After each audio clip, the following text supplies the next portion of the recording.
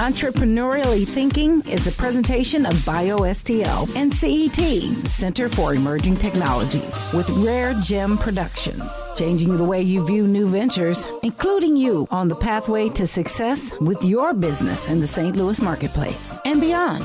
Here's your hosts, Cheryl and Christy. Now let's get thinking entrepreneurially.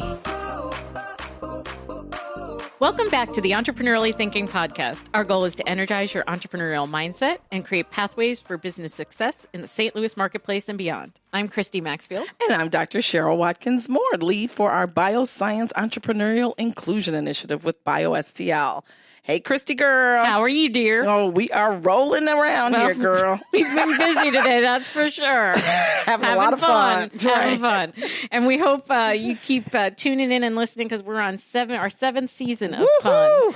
And having a great time with amazing guests, all new interviews and inspiring shows. So thanks to you all. We're growing immensely. We get about 1,000 new plays and downloads a month. We have about 20,000 plus of those. Yes. Which I know in the grand scheme of things may not seem that big but for a small show like us, and we only started a year and a half ago, guys. So thank you. We're really blessed to have you all listening and to have the support of our founding sponsors, BioSTL and CET. So remember, check out our website, check out their website, stay connected, find out all the programs and things you could be doing, and show them the love. So spread the word. We can only grow and reach more people if you help us. So share the favorite episodes, reach out to your favorite guests, invite your friends to subscribe. You can also sponsor. So we'd love for you to think about that too, and find us wherever you find your favorite podcasts on iTunes, Spreaker, Facebook, LinkedIn. Find us. Subscribe. Find us. So as we all know, or if you don't know, it takes insight to impact. With insight, real, lasting, and positive change can happen. For communities that have endured historical and systematic oppression, this positive change could improve quality of life. Can you envision a world where access and equity are a real reality? It's possible with creative, insightful design. And when we come back, we'll be speaking with a fabulous woman. One of my favorite people. Yes, one of mine too. And she's my favorite person. Who has pioneered a new form of creative problem solving and system change called equity-centered community design. I have her book on it, like literally have her book on it. Oh my God. She's amazing. She is. Her personal and professional experiences led her to become a social entrepreneur, nonprofit leader, and design activist. We're going to find out what all of that means, people. Her personal mission in life is to challenge standards, make change, and champion approaches that generate foundational and community impact. Good friend Antionette Carroll joins us on the show today. So y'all better stay listening. CET, the Center for Emerging Technologies, is a proud founding sponsor of this Entrepreneurially Thinking podcast. We want you to know all about the great things they are up to. Square One offers 2 training options. Square One Ignite, a 4-week program created to help founders quick start their business model validation process. Or Square One Bootcamp, an in-depth 10-week, 50-hour program that combines formal instruction with hands-on learning, networking, and mentoring. To learn more about Square One Bootcamp or Square One Ignite, visit CETSTL.com. And for your renewed and continuing support, CET, we say thank you.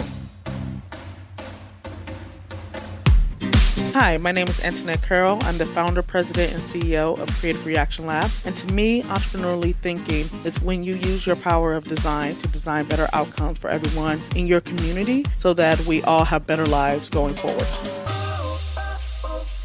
Joining us today is Antionette Carroll, founder and CEO of Creative Reaction Lab. It's a nonprofit social enterprise designing healthy and racially equitable communities for Black and Latinx populations through education and training programs, community engagement, consulting, an online national platform, and open source resources. Wow. She's one of Essence's 100 Woke Women and was recently named an Echoing Green Fellow, which, if you're not aware, makes her one of the coolest people on the planet. Yes. So without further ado, Antionette, thank you for joining us. Thank you for having me. Yeah. We're so excited. She travels a lot because she is actually taking over the world, and we are part of her army, even though we don't get to travel with her as much as we'd like to. My entourage. We are. I'm like, any day, girl, whatever it is you need. Exactly. I'll just be like, I'm with her. But you remember, Antionette was one of our facilitators last year. She was. If you did our ideation event with us last year, because, Cheryl and I like to co-host events and make sure that we can connect with people who are early stage thinking about, like, they know they have a calling. They're not quite sure which idea or how to form it or where to identify all the different ways that you could create change. And she was gracious enough to facilitate our workshop last year. Yes. Thank you. So what is this whole equity-centered community design, creative reaction lab? What does it mean to transform cities through youth? And how did you get here? Yeah, how did you get here? We know some of your backstory, but I'm sure we even have some holes and gaping things. And what does it mean to be a social entrepreneur and an Echoing Green Fellow and all that? Start from the beginning. So 20 questions at once. Yes, all right, exactly. I'm basically just saying, you start where you want, but please tell us how to be you. Tell us, where'd you go to high school? So I'll actually start there. Okay, cool. So it's interesting that, I'm a St. Louis native, and I went to high school in Normandy. I was a Normandy student from kindergarten to 10th grade. Not 10th grade, 12th grade, except for my 10th grade year where I was at Riverview Gardens. Oh. So imagine a few years ago when I was working in diversity and inclusion at Diversity Awareness Partnership, and there was this uproar locally around the loss of accreditation of Normandy, as well as Riverview, which I'm a product of both. And it was one of those moments where it was discouraging when you don't really see a lot of the positive stories of the students that came out of those institutions, and people only focus on the negative, as well as a lot of racial turmoil that was there on, will the students wear clear backpacks if they come to our school? And, just a lot of what it meant to go to a different school, and which schools were overtly unwelcoming. Yes, to say the least. Way to put it. Downright hostile and unwilling to have those students be part of their communities. Exactly, and having that part of me be kind of a continual driver for the type of work I do, it's very relevant. Because starting Creative Reaction Lab was in response to the unrest in Ferguson.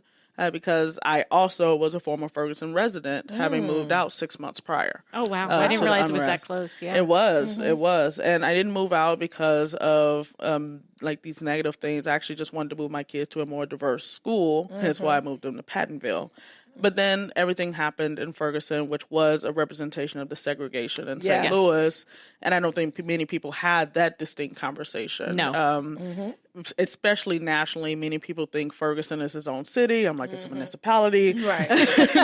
St. Louis has many. It is part of St. Louis, not separate from us. Exactly. It is a part of St. Louis. And, many people think Ferguson is this blighted community. I'm like, it has a craft brewery. Like, please. It's a great part of our It's our a great region. community, right? Yeah. But Ferguson was one municipality of many that was segregated.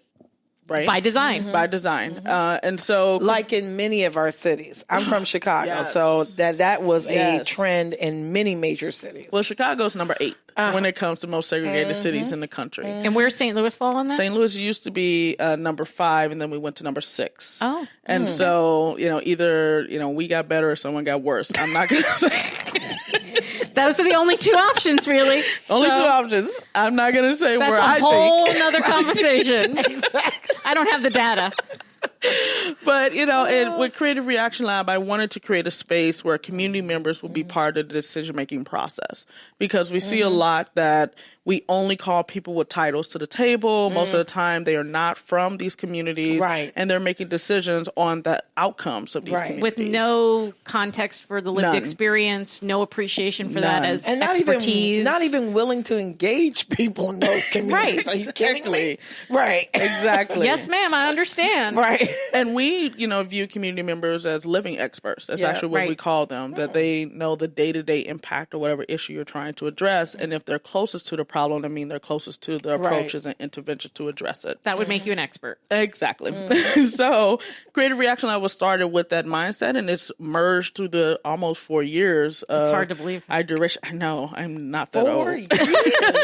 She's not that old. I'm not that old. Oh, my God. But now we have looked at the fact that we want to look at racial inequities that is impacting Black and Latinx populations. Even though St. Louis only has 4% Latinx population, it's still highly important because they're going to make up 40% of the United States population. And if neither one of these cultures are able to socially and culturally and economically thrive, then how are we going to thrive as a country? Right. And we're facing these issues right now. Yes. From a cultural standpoint, at the highest levels of our government. Exactly. Exactly. And, you know, it's one of those where the issue around racism, and we can talk about structural racism as well, and racial inequities, this is at the root of the United States history. Absolutely. Right? Like, let's not talk about, you know, the fact that the United States was not founded. There was actually bodies of people, indigenous populations here. Exactly. But that were displaced and systematically removed. Yes. Exactly. Exactly. But it's this root that we want to pretend is no longer there. It's like we want to pay attention to the tree, but not actually pay attention to the seeds that actually grew the tree. Yep. And so for us, we are looking at these issues, but understanding that if we actually are going to build equitable communities, we need to start with the youth. Again, don't usually bring them to the table. Right. But when you look at the long-term impact, and we're in business, let's talk about return on investment. If you focus on youth, you have a potential of 50 to 60 year of impact of building equitable institutions, city governments, education, media, etc., opposed to only focusing on people that have maybe 20 to 30 years left. And they're not so ingrained in old dogma. No. They are open to new ideas, thinking about how systems might thrive differently. That's what I love about it, is because you're not having the same people at the table doing the same things and that they're don't conscious, and they're very conscious. Right. And I remember, I don't usually talk politics on TV or radio or podcast. But you saw this a lot with the election, where you saw many younger students like, how? Like that was literally their question of how. Like when you have people that are overtly oppressive, and yet they are still able to get into positions of power. It's this question of how, but for people that are older, it's like, well, it's always been that way. And so we're working with youth. They're going to be able to shake up that it's always been this way to this is actually what it should be. And so, you know, with our process of equity-centered community design, is taking this mindset that it's not about just let's create a logo or let's create a website or let's create the clothes, which that is design. Right. But the decisions that are made in our communities, the decisions we make every day, either are creating positive or negative outcomes for others. Right. So take me through, if you're working with these kids, what are some of the issues that they are working with, and what are some of the solutions that they've come up with, and how has it impacted the community? So it's interesting. Our students right now, we just started Summer Academy, and they're having deep dialogue on what's the difference between racism and prejudice, and who can be racist, who can't be racist. That's a great conversation. Right? Power and systems, and distribution of resources, all of that. Literally power is discussed every single day. We've been talking about the role of health equity and public health, and how racism is a form of public health challenging. Absolutely. Gun violence. They've even brought up homelessness, food deserts, the trash in their neighborhood, disinvestment, sustainability. I mean, they are bringing up and what are the all age of these groups issues. Here? This group is high school. Okay. And early high school. I'm talking rising like 8th graders. 12, 13-year-olds. Right. Like they're literally about to go into 9th grade. And they are engaging in some really high level, deep issues. Yeah. Yes. And they're aware, but they weren't fully aware. Like one student actually today brought up the conversation around gangbangers. And was that a form of civic engagement? And I was like, you're going to have to give me more. Like, you're going to have to give me more. Tell me more. And this student actually said, well, historically, gangbangers actually was created to improve community and to protect the community. But then over time, it started to have this negative connotation, and people made negative choices that led to the state that it is now. It's interesting. Right. So they knew a little bit about their history, especially if they were looking at the Black Panthers, because Black Panthers were very community focused. Yes. Very community And oriented. also the phenomenon of Black communities having high incidence of violence and crime, but also being under-policed from the standpoint of people who perpetrate the crime actually being arrested and held accountable, right? So we think about Black populations being over-policed, which they are in many situations. Yeah. And yet when it comes to the safety of where you live and where you want people to be held accountable for how they behave in your neighborhood, they're actually under-policed, creating the need for alternative forms of safety and protection in your own neighborhood. Engagement. Exactly. Wow. And when you think about domestic terrorism, That's when you think about amazing. disinvestment, disempowerment, like they are literally diving deep into a lot of those pieces. And so actually on July 18th, they're going to reveal their interventions that they're developing to address some of these community challenges. In the next week, they're actually going to be in Grand Center interviewing people on what they would like to change in the St. Louis region. Wow. And so I'm really looking forward to what they come out with this summer academy, because the first time we've done it where it's this long of a duration and where they were actually giving them seed capital to activate their ideas. Exactly. That is amazing. Exactly. Awesome. So this is your baby. Creative Reaction Lab is It's one of them. I'm a mom of twin boys. I can't say that it's my only baby. But You trying to get me kicked out of the family. They're already questioning me because I travel too much. Exactly. We're going to revoke your mom card. Right? Exactly.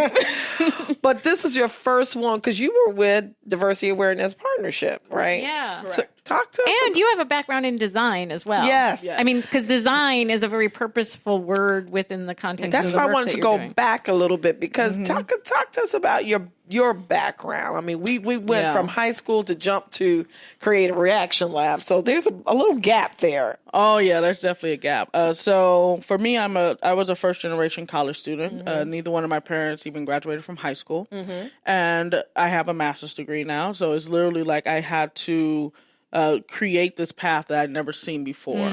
Growing up, I thought that the goal was to make $19,000 a year because my family was only in restaurants and housekeeping or actually privately cleaning affluent white community members' homes. So that's what I saw growing up. And then I had many instructors that wanted me to essentially follow their path, if I'm going to be very candid. Sure. In life, my biology teacher won. Yay for the sciences and STEM. Exactly. Yay. Yes. Well, you say yay now. But I started college full ride Good. with the intention of becoming a biotechnologist. I wanted to study the human genome. And then I realized that I was good at it, but Not your passion. I was bored. Not your passion. I was bored. Bored with the genome. I was bored. Oh, DNA. Well, for me, it was the repetitive nature Right. of Understood. it. And honestly, the fact that we were enclosed, I just felt the detachment, interaction right? limitations of the lab. But I tell people now it's funny that my company now has the name lab in it, but yet for us, it's this larger community. And so I went to studying humanity at the micro level to studying humanity at the macro level. Wow. But, fast forward, decided that I was going to get a degree in design/advertising, which I did. This is undergrad? Undergrad. Okay. Which I did. The only reason I don't have a BFA is because the art history teacher was boring. So, Happens to the best of us. If you haven't noticed, my theme is I don't do boredom well. Exactly. If you bore me, I'm like, next. Man, we just got another 17 minutes to get through before she's out the door. Exactly. And so, I ended up finishing in advertising marketing, have a master's in communication with an emphasis on cultural hegemony, nonprofit management. Oh, that's interesting. Yeah. Really, that's an interesting combination. Anyway, yeah. Well, apparently I tell people I'm a Jane of all trades because I'm not going to give Jack all the credit. I was there too. But ultimately worked in advertising marketing for about 7 years. Okay. I did agency. I did nonprofit. I did corporate. So you got a nice little smattering. I did. And I realized that nonprofit was the space for me. I loved being in the social good area, not saying for-profit companies can't have that, but at that time there really wasn't a deep conversation around for-profit and social good. And so nonprofit and social good was me, but I liked the gritty nature of it. So it was one of those where if you touch, feel, exactly, scrappy, you literally are in it every day and you see it, which I felt a detachment from that in the other settings. And so, with the design, I went from like the traditional graphic design space, merged with like promotion, social media, content development, blah, blah. Yes, I'm going to say blah, blah. Yada, yada, yada. That's another show, another guest. Right. Whatever.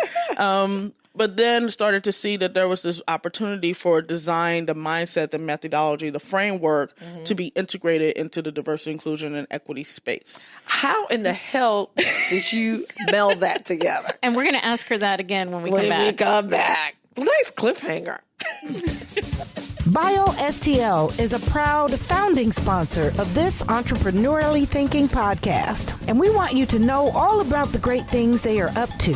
BioSTL Fundamentals is an entrepreneur development program targeted to founders wishing to start a company in the bioscience space, including therapeutic products, diagnostic products, medical devices, animal and crop agriculture products, and research tools. Participants earn resources by achieving specific coaching goals. You can learn more about BioSTL Fundamentals by visiting biostl.org.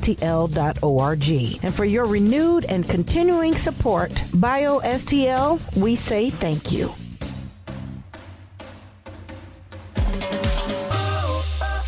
So this is where Antionette and I have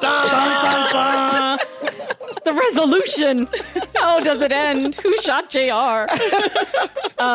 This is where Antionette and I share some of our background, that the nonprofit social enterprise, figuring out how do you make money and change the world at the same time? How do you leverage markets to create social change? How do you use traditional contributions and philanthropy to change the world we live in ways that actually dismantle systems and create new ways of being?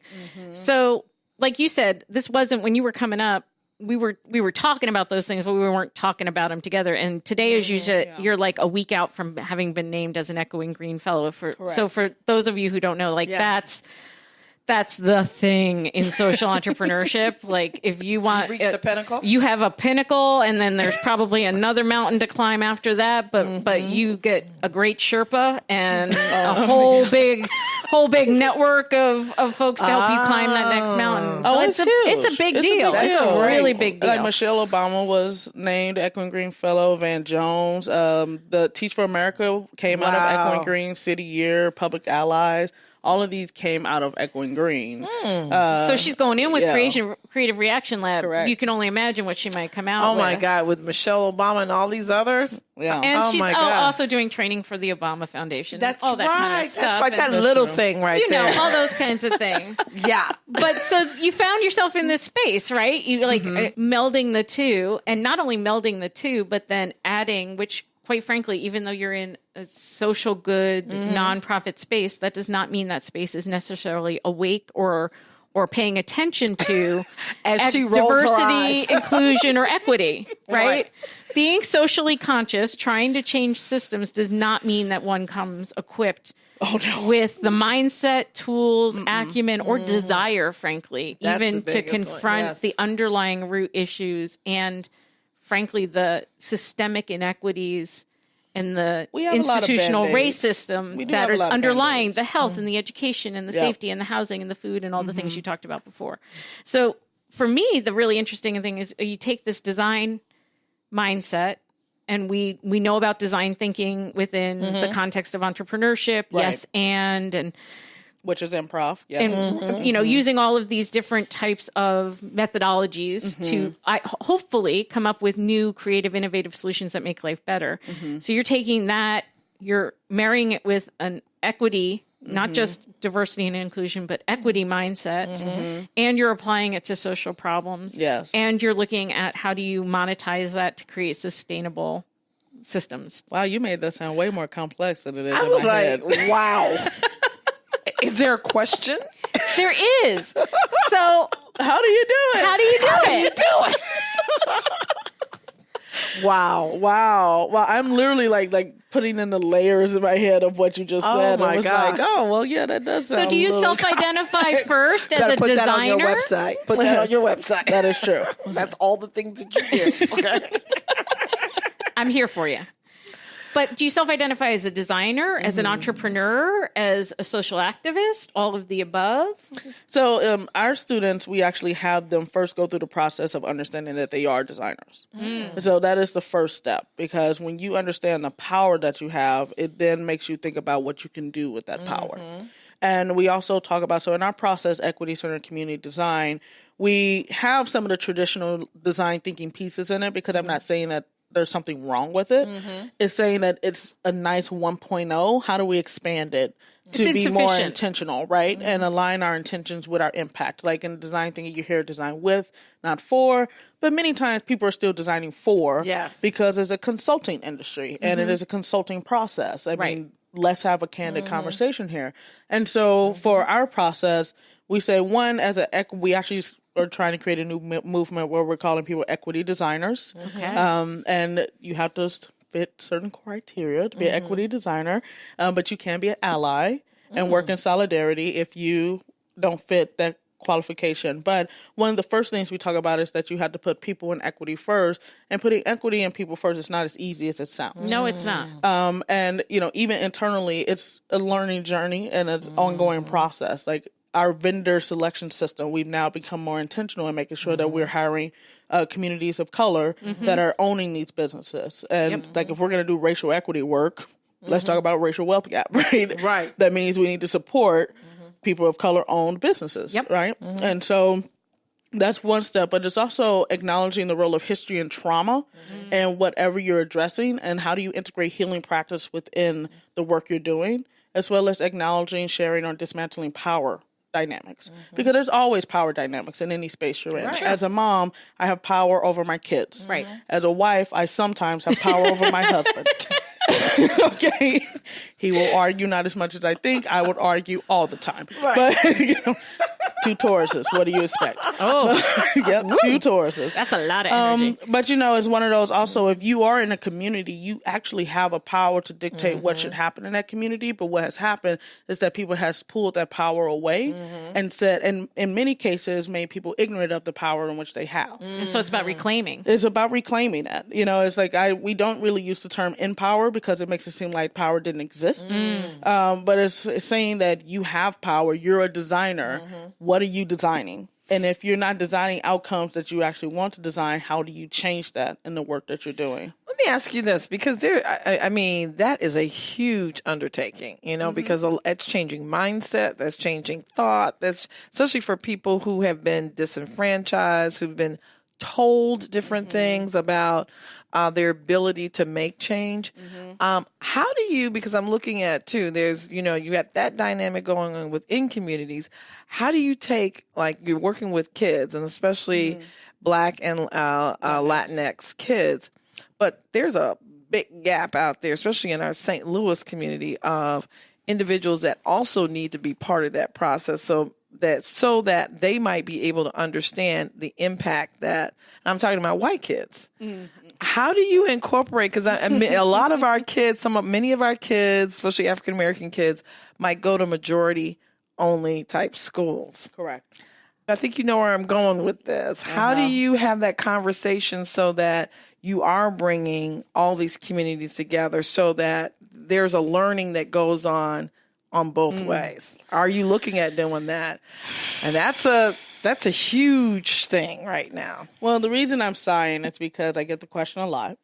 Oh, yes. I get the question a lot of, why are we not doing the work with white kids? And I mean, not just, involved in this whole process. And because I will say we do have white adults that are more involved in the process, people that could give greater allyship because they can share their power and provide access. I can't say that we've worked a lot with white kids. We have. We've had some, there's some programs where we've had Indigenous, Black, white, Latinx in the same group, and we're not going to tell them, hey, get out. Right. You shouldn't be in here. But the intentionality of our work is how do we reclaim the power for the communities that's been, and many times have disinvestment into their neighborhoods. And I'm trying to say this the best way I can without coming off rude or mean, but there's a lot of programs already out there for them. But there's not a lot of programs out there around Black and Latinx youth and them understanding the roles that they can play. Like, we have diversity and inclusion pipeline programs, but identity doesn't equal transformation. And you spoke on it when you said we are trying to create a mindset shift. Yep. And we actually tell our students in our program, and with our students, it's not just young people. We actually do workshops for institutions as well, for adults, et cetera. And the only reason I asked this, I didn't mean to interrupt you, but the only reason I asked this is that, especially for kids that are in the minority in many of these schools, and then you have these majority kids, having them understand not just history from a textbook, but it's almost like living, breathing, understanding. And unless you have conversations, unless you're part of these solutions, you still have this gap that goes on because they have no idea of how these other kids are living. You know what I'm saying? Well, and then also, and that's why, so we, at our organization, we have 4 areas of focus, or sectors that we call narrative and livelihood shapers. And they're somewhat based on the social determinants of health, but it's the industries of media, education, government/public service, and health/healthcare. I say health/healthcare because we talk about public health as well, and not just the healthcare system. But the reason why we call them narrative and livelihood shapers is because we understand that these industries actually impact our perceptions around these cultures, as well as the life expectancy and quality of life of these cultures. And so if you bring up education or even media, the narratives that we're actually being told is shaping our belief systems around each other. And so that's when a lot of the more adult-oriented programs come into play, which is our Leaders for Community Action Equity workshops, where we actually go in and think about the players or the designers in that space and how are they perpetuating certain narratives or perpetuating certain livelihood outcomes based on the position that they're in. So you're not just touching youth, you are touching adults. We say we're a big Y, small A organization. So, bear with me. Is essentially we majorly do youth work, but we also understand if we're going to change the ecosystem, we have to also work with the adults as well. So that's why we don't just do youth only, but it's in a sense kind of flipped on what most nonprofits do, where they're usually primarily adults and then they have like a youth program on the side. You know. And to your earlier point, there are a lot of programs for white kids. There aren't a lot of programs that focus primarily or exclusively on the identity of Black and other children of color.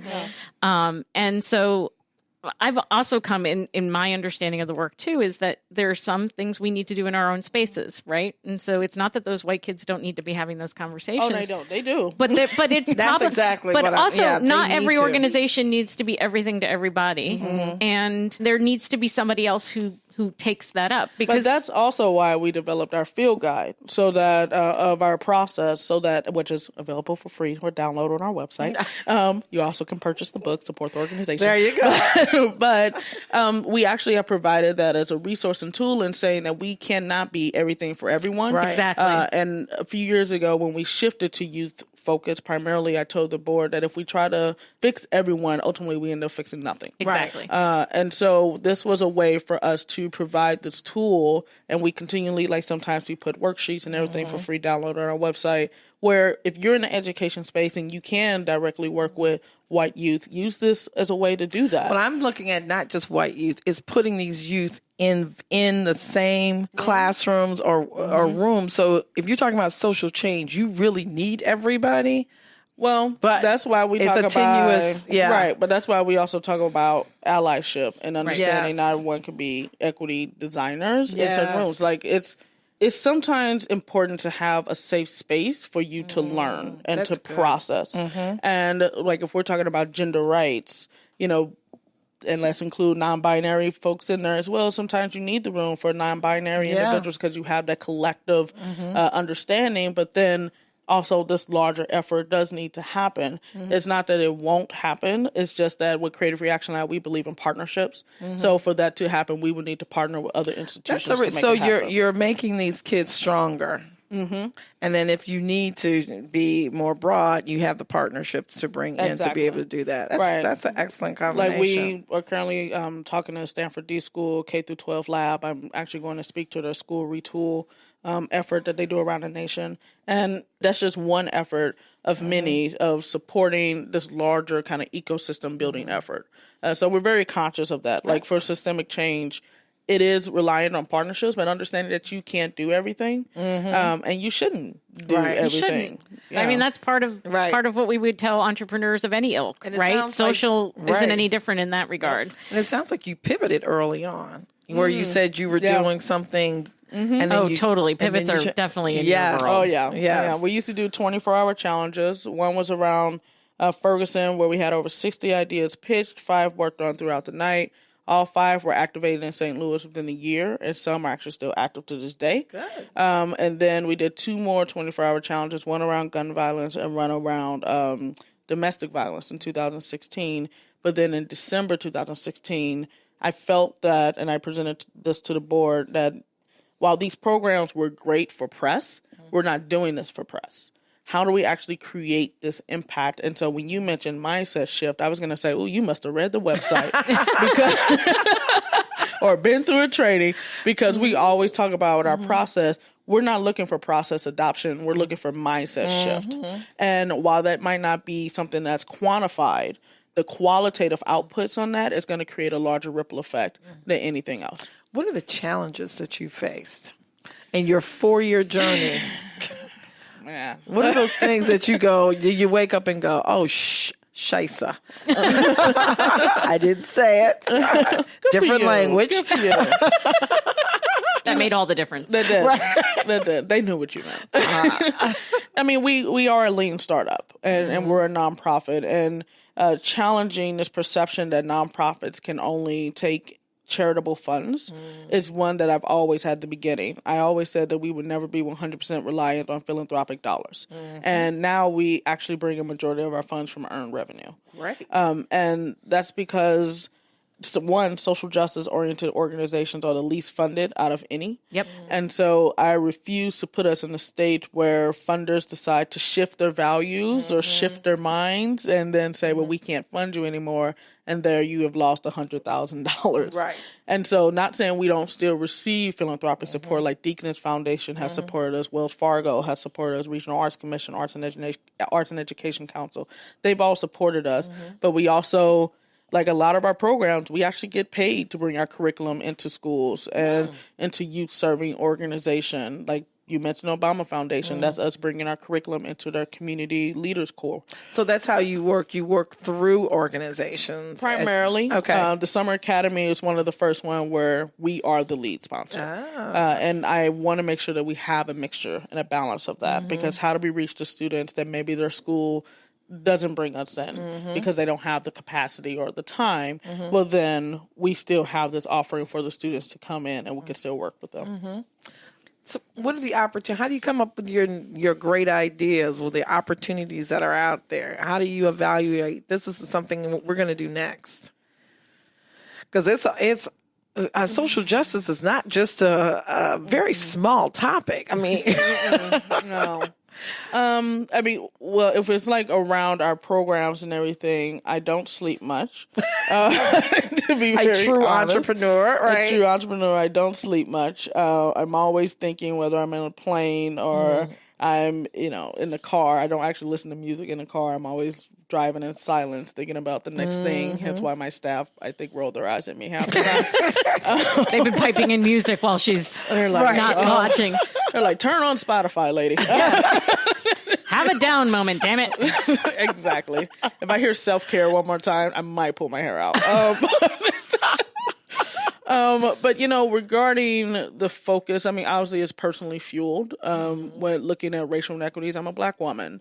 And in my family, my grandfather that raised me He passed away before he was 55. My uncle that assisted in that passed away before he was 50. And my younger brother, unfortunately, was an unarmed victim of gun violence just last month. And so, the reality of racial inequities shortens our life. That's a real thing. Oh, it is. Yes. The Robert Wood Johnson Foundation found that every 7 minutes a Black person dies prematurely. Wow. Due to racial discrimination. And granted, it's not just someone just saying, I racially discriminate against you, because people say that, systems, right? But it's all the systems working in concert. It's all the systems, exactly. Right. And working as they were designed. Right. And that's why we tell our students that, we're not asking you to become graphic designers. You can pursue your technical career. You can become a nurse practitioner. You can become a lawyer. You can become an activist and a community organizer on the ground. It's that mindset that we want you to bring into that space. And that's why I would challenge diversity and inclusion pipeline programs to really start to think about what is the purpose of bringing in the people of color or different genders into the room? Is it for them to actually change the system of your institution? Right. And if so, you need to actually give them training around that ability. Leadership. Exactly. It's not just sitting at that damn table. Exactly. It's about how do you impact when you're at the table. Absolutely. We heard all the time with the Pepsi commercial or Dove, they clearly didn't have a Black person at the table. And it's like, they may have. But if they didn't have the skills, exactly, and or they didn't knowledge, have the context or the experience to have because those are hard conversations. If you're the only in the room, which a lot of times you are. Oh, absolutely. and whether it's as women, or absolutely, for you all as people of color, if it's for somebody who's non-binary, there's lots of times where people are the only in the room, right? And there's only so much you can do, exactly, if you haven't been given other resources, if you haven't been able to identify allies and engage allies in ways that before the issue comes to the table, absolutely, you've got somebody who's got your back who can actually leverage their power and privilege for you. Yeah, and it's disruptive. It is. Like, I appreciate colleagues trying to say, this is about redistribution of resources in a way that where everyone benefits. Yes, and it's also about taking away unearned privilege from groups of people, particularly white people, and that will create a sense of loss, and that will create a sense of not having and of being less than in some regards, and that's real. Yeah, and we're going to need to work through that. That's one of the things we need to work through. But pretend like that's not going to happen. Like if we're successful in redesigning the system, some people will feel like they have lost something, and we need to figure out how to do that, because that's what equity looks like. And equity is different for when you look at white women versus people of color. Yes. Absolutely. Because when you talk about Sheryl Sandberg leaning in, very she different. can lean in. Well, she didn't notice that they needed a parking spot for pregnant women until she was pregnant. Right. There you go. We shouldn't have to live every experience to be able to appreciate the needs surrounding. But my every leaning experience. in might make me fall in if I don't have the support structures and all of that. And failing fast works for white men, and failing fast for women and people of color creates more jeopardy. Look in the entrepreneurial space. It is, but one of the things we also have to be cognizant of is that failing, or the ability to fail, is a privilege. It is absolutely a privilege, and it's not talked about enough. Where it's like we even in design space, we're always talking about failure. Like we all learning. fail. It's part of the process. Exactly, and I tell people I live my life through the lens of failure. It's a thing, but but I also acknowledge that I now have the privilege to do so. Right, I didn't have that privilege when I was younger. I've been able to attain the privilege over time, and that doesn't mean because I have a privilege in one way doesn't mean I'm not targeted in another way. Right. And it's like we have this mindset that if you have a privilege, then you must be perfect. And it's like, no. And privilege doesn't negate the fact that you might work hard. Exactly. But it's a very complicated space. Like I said, entrepreneur space, I think is you can see it clearly. And especially when you're developing technology, if I have the wherewithal and means and time to spend long years developing a medical device or a pharmaceutical product, and I don't have to work, and I got a trust fund. I still wonder how that's possible. And I fail. I just happen to be in a large institution that's able to track the funding that I need to be able to experiment. But But if you fail, it's not a big thing, because guess what? That's not going to put your family in jeopardy where you can't eat. That's not going to put your family in jeopardy where you might lose your house. Yep. That's why when you look at entrepreneurship, and I've said this, when you talk about true entrepreneurship, for people of color, it's very, very different. We are on tight time frames because we don't have the luxury to fail from a monetary standpoint. I mean, the racial wealth gap is real. There you go. Right. It's very real. Yeah. And then what businesses are developed and how those contribute to generational wealth is also an important conversation. I think this is shown that it's a 145-year wealth gap between a person of color. Yeah, probably it's bigger. For Black people, they said it will take over 200 years for Blacks to accumulate the same amount of wealth as whites. Today. Literally 17 years shy of the amount of time Blacks were in slavery. Exactly. That's right. That's right. Yep. So it's a very, very different conversation. And one that we're going to have to continue in another show because we're already pushing the limit on our time together. Yes, our sound engineer is in negative numbers now. He is. And he's indulging us, but making sure we are aware of how far over our time that we're going. So on that note, with so many different things to share, is there something that you'd like to leave our listeners with? No, just the fact that I want them all to understand the power that they have and also think about how they can share that power and redistribute it. And encourage them to go to our website and download our field guide. It's been downloaded almost, actually over 700 times. Wow. So what's your website? CreativeReactionLab.com. Awesome. Really easy, people. Literally 3 words. CreativeReactionLab.com. Right. On that note, thank you so much. You're a very busy woman, and you made time for us, and we love you for that. And we're going to bring you back with something else we can talk about, or with other people. That's true. Thank you. If you come back with Michelle Obama, baby, we can make it happen. Oh, Lord. If I come back with Michelle Obama, I don't know what I might do with myself. She's not going to come back here. Thank you, Antionette. Thanks. Changing the way you view new ventures, igniting your thinking about entrepreneurship. It's Entrepreneurially Thinking. Get connected and discover more. Visit our website for show notes, resources, information about our guests, upcoming events, and of course, all your favorite episodes. If you have any questions, be sure to leave them for us in the comment sections, and be sure to leave us a 5-star rating on iTunes. The best way to show love is to share. Let everybody know that you're thinking entrepreneurially. So visit our website, entrepreneuriallythinking.com. #ETHINKSTL. Entrepreneurially Thinking is another positive production of Rare Gem Productions. Thanks for listening.